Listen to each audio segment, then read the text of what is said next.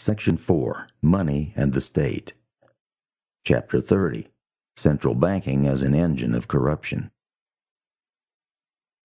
Much has been written about the famous debate between Thomas Jefferson and Alexander Hamilton over the constitutionality of America's first central bank, the Bank of the United States.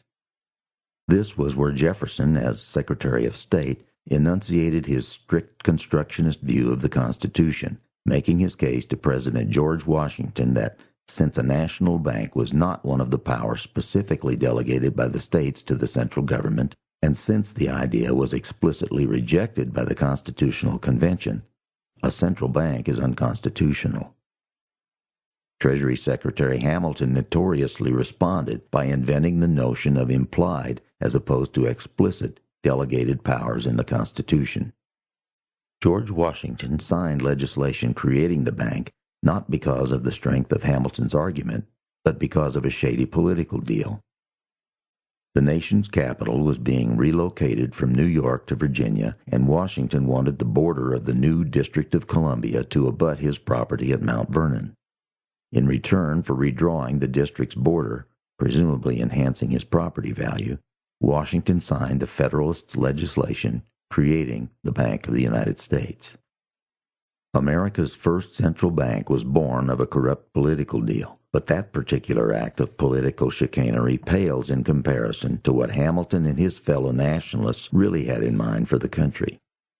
As Murray Rothbard wrote in The Mystery of Banking, Hamilton and his political compatriots, especially the politically connected defense contractor Robert Morris, wanted to reimpose in the new United States a system of mercantilism and big government similar to that in Great Britain, against which the colonists had rebelled. The object was to have a strong central government, particularly a strong president or king as chief executive, built up by high taxes and heavy public debt. An especially important part of what Rothbard called the Morris scheme was to organize and head a central bank to provide cheap credit and expanded money for himself and his allies. Hamilton was essentially Robert Morris's plant in the Washington administration, whose assignment was to create a British-style mercantilist economic system that would primarily benefit plutocrats like Morris at the expense of nearly everyone else. As explained by historian Douglas Adair, an editor of the Federalist Papers, with devious brilliance, Hamilton set out by a program of class legislation to unite the propertied interests of the Eastern Seaboard into a cohesive administration party, while at the same time he attempted to make the executive dominant over the Congress by a lavish use of the spoils system. In carrying out his scheme, Hamilton transformed every financial transaction of the Treasury Department into an orgy of speculation and graft in which selected senators, congressmen, and certain of their richer constituents throughout the nation participated. What Professor Adair is talking about here is how Hamilton went about nationalizing the old government debt. New government bonds were issued, and the old debt was to be cashed out at face value. This plan immediately became public knowledge in New York City among all the political insiders in and around the government, but news of it spread only slowly via horseback and sailing vessel to the rest of the country, wrote John Steele Gordon in his book, Hamilton's Blessing. Thus, a tremendous arbitrage opportunity was created for the New York-Philadelphia political insiders like Robert Morris and his business and political associates, including many members of Congress. In his classic book, Jefferson and Hamilton, historian Claude Bowers described how many members of Congress and other political insiders took advantage of hundreds of unsuspecting Revolutionary War veterans who had been partly paid for their service in government bonds by purchasing the bonds from them for as little as 2% of par value. As Bowers described the scene, expresses with very large sums of money on their way to North Carolina for purposes of speculation splashed and bumped over wretched winter roads. 2 fast-sailing vessels, chartered by a member of Congress, were plowing the water southward on a similar mission. Many members of Congress became instant millionaires, according to Bowers. Robert Morris is said to have made millions on the scheme, and Hamilton himself participated in it.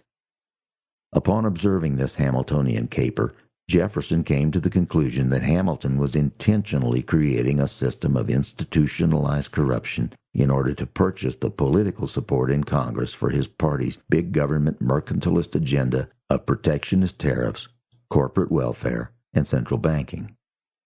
In a February 4, 1818 essay written long after Hamilton's 1804 death, Jefferson claimed that Hamilton's system had two objects. First, as a puzzle, to exclude popular understanding and inquiry. Secondly, as a machine for the corruption of the legislature. With regard to the corruption accusation, Jefferson explained that Hamilton had avowed the opinion that man could be governed by one of two motives only, force or interest.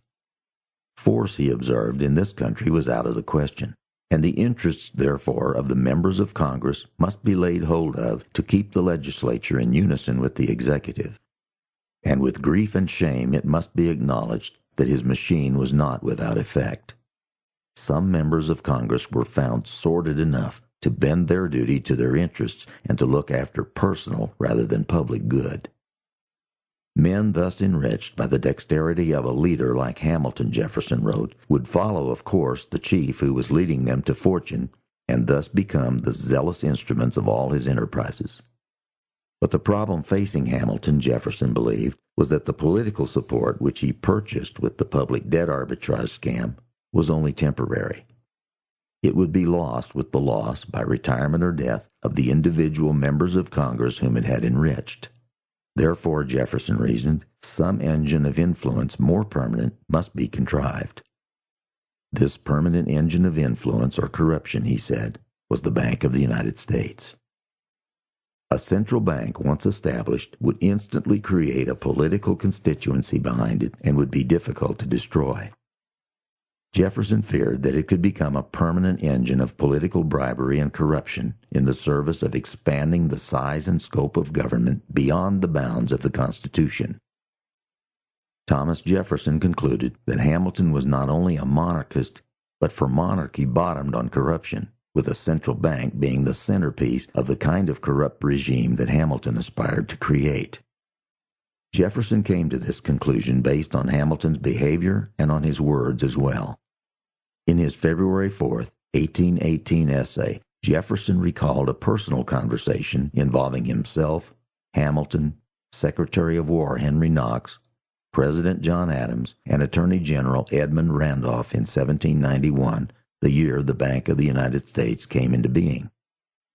He recalled how President Adams said of the British Constitution, "Purge that Constitution of its corruption and give to its popular branch equality of representation, and it would be the most perfect Constitution ever devised by the wit of man."